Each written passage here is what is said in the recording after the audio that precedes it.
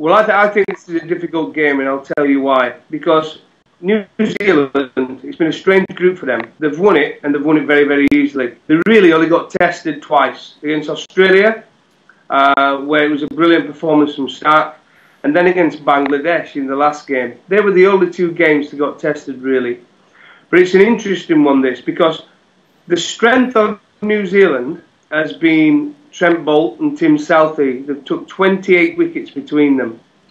Now, you take the conditions of New Zealand out of it, and if they would have been bowling on some of the pitches which the other guys have had to bowl on throughout the World Cup, the other teams who have played in Australia on some absolute flat pitches, I don't think they would have had the same effect. But so far, everything's gone New Zealand's way. They've played on nice pitches. When they've been batting, McCullum's looked dangerous, and he can change a game within 5-6 overs. But he's not really scored the runs you would have expected. Taylor and Williamson have just been steady. I think they've not been players who have set the World Cup alight, shall I put it that way. I'm trying to think. So with the bat, there's no one really who stood out and thought, I'm your man. I'm the one who's really set alight this World Cup. Guptill, I think with that 105 he scored against Bangladesh in the last game, is now into the top 10 run scorers. I think he's their highest run scorer. He's right up there. But other than that, everybody's filled in, haven't they, bits and pieces. Brendan Taylor's a good player. We've known him a long time now. And he can come good at any time, but he's not been fluent. And if they really get in trouble, say they get in trouble like some of the teams have done in this World Cup in the later stages, where you lose a couple of early wickets, can you rely on Elliott? Can you rely on Ronke? They've not really had time at the crease, so it's going to be an interesting situation. Yeah, West Indies. I've seen a lot of West Indies play cricket, and they've got some very, very talented players, and they do impress me at times.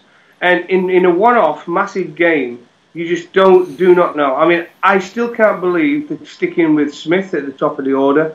I've not fancied him now for a long, long time doing that job, opening the batting.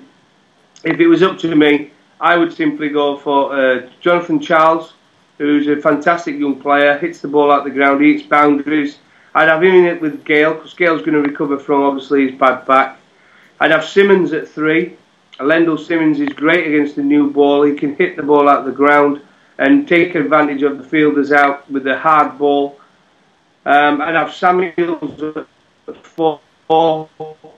I'd have Carter at 5. It gives them a different option. Ramdin, who's a terrific player, coming down the order at 6. Russell, Sammy and Holder, the 3 guys who can change a game late on with their batting, if they can get in at the death overs. And then Taylor and Roach, the 2 fast bowlers. Unfortunately for them, they haven't got a spinner that's good enough. Totally opposite to New Zealand, who have got the best spinner in the tournament, Daniel Vettori.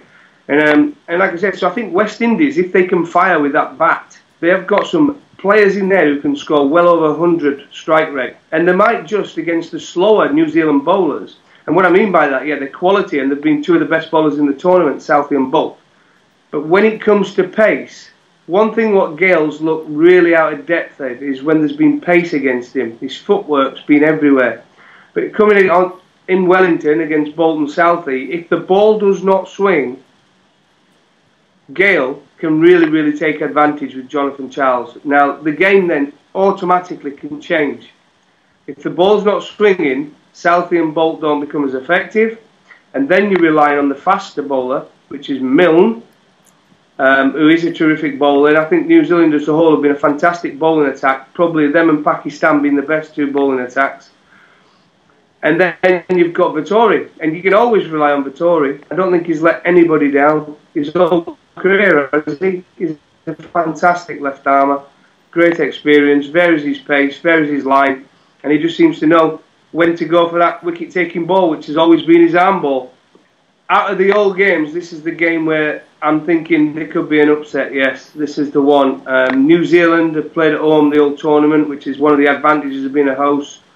And they have. McCullum, when he goes in, you can never back against McCullum because he can go in and bat for 15 overs and he could score 100. He is one player they've got in their side. But what I'm trying to say, the other players, although they are good players, they're not what you call box-off players. So Bolt, Williamson, Taylor, Elliott, they're not really someone who's going to light up a World Cup scoring 150 strike rate.